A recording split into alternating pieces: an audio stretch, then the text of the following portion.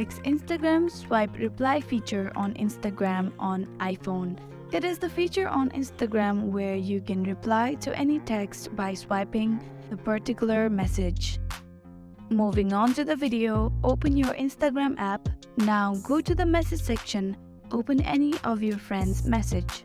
Usually in Instagram, you'll be able to reply to your friend's text by swiping on their particular text. But sometimes it might not be possible due to certain reasons. To fix them, you have to make sure that the Instagram that you're using is updated to the newest. For that, you want to go to the App Store, then go to the search bar and search for Instagram.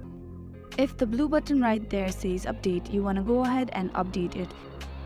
If it says open like mine, then you have the updated version of Instagram. If it does not help you, you want to go to the settings. Then you want to tap on general. Here you want to tap on iPhone storage. After it is loaded, you want to scroll down to Instagram and then you want to tap on it. Now here you want to go ahead and tap on offload app and then tap on offload app again.